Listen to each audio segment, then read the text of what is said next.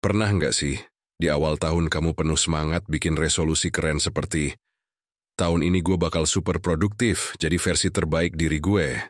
Tapi, baru seminggu berlalu, 2 minggu, tahu-tahu malah sibuk nonton serial favorit sambil bilang, besok deh mulai seriusnya. Masalahnya, besok seringkali nggak pernah datang. Kita tahu persis apa yang harus kita lakukan, mulai proyek, olahraga, belajar. Tapi tetap aja nggak ada aksi nyata. Lama-lama, rasa bersalah mulai muncul. Kita merasa gagal, lalu mencari alasan. Mungkin emang gue orangnya begini. Padahal ini bukan sekadar malas. Ini tentang siklus yang berulang. Punya ambisi besar, menunda-nunda, merasa bersalah, menyerah. Ulangi lagi tahun depan dengan resolusi yang sama.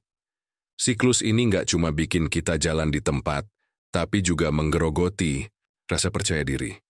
Jadi gimana cara lepas dari lingkaran setan ini? Yuk kita bahas akar masalahnya. Banyak yang mengira, gue kebanyakan distraksi dari media sosial. Lalu buru-buru hapus aplikasi atau aktifkan mode Do Not Disturb. Tapi, apakah itu menyelesaikan masalah? Enggak juga. Prokrastinasi itu kayak gunung es. Distraksi cuman bagian kecil yang terlihat di permukaan. Di bawahnya ada penyebab utama, inersia. Inersia ini konsep fisika sederhana. Benda cenderung diam kalau nggak ada dorongan. Dan otak kita sama aja. Kita cenderung diam karena tugas terasa besar dan berat banget buat dimulai. Misalnya, disuruh nulis makalah 5.000 kata. Otak langsung panik. Aduh, ini banyak banget, mulainya dari mana? Akhirnya, kita malah sibuk scrolling media sosial.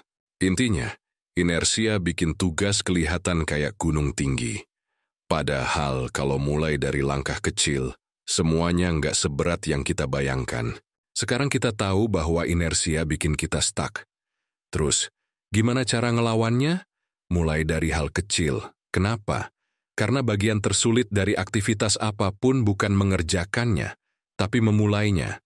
Ibarat mau lari pagi, tantangan terberatnya bukan larinya, tapi bangun dari kasur yang empuk.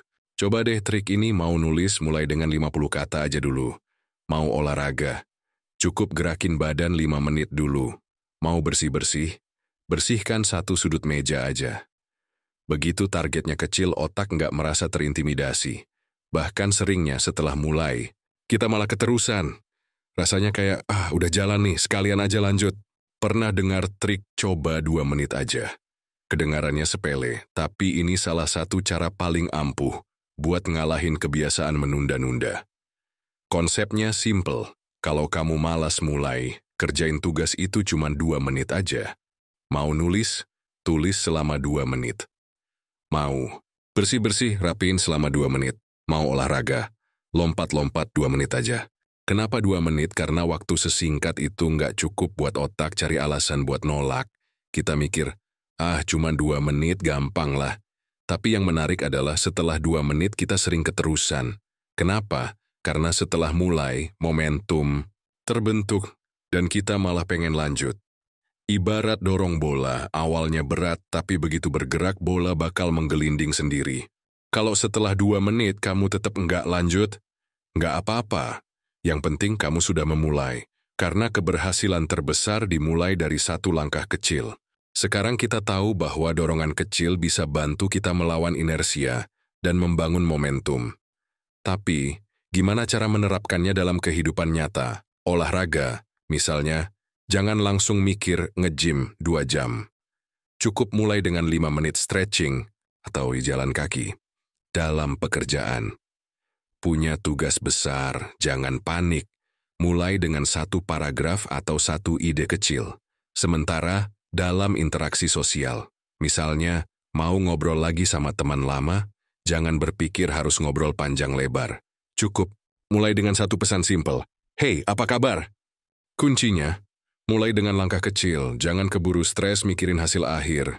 Cukup fokus buat mulai dulu. Mau mulai kebiasaan sehat, nulis buku, atau belajar hal baru, mulai kecil, lanjut terus. Langkah kecil bisa jadi awal perubahan besar. Ingat kata-kata Martin Luther King, "You don't have to see the whole staircase, just take the first step." kamu nggak perlu tahu semua detail perjalanan dari awal. Cukup fokus ke langkah pertama. Mau belajar bahasa baru, mulai dari satu kata per hari. Mau makan lebih sehat, ganti satu makanan dengan opsi lebih baik. Membangun sesuatu yang besar itu kayak nyusun tembok. Setiap langkah kecil adalah batu bata yang bikin fondasi makin kuat. Hari ini mungkin kelihatannya nggak ada progres besar, tapi percaya deh, setiap langkah kecil yang konsisten bakal mengubah hidup kamu sedikit demi sedikit. Jadi apa langkah kecil pertamamu hari ini? Terima kasih udah nonton. Jangan lupa like, subscribe, dan tulis komentar di bawah. Setiap dukungan dari kalian sangat berarti, semoga harimu menyenangkan, dan sampai ketemu di video selanjutnya.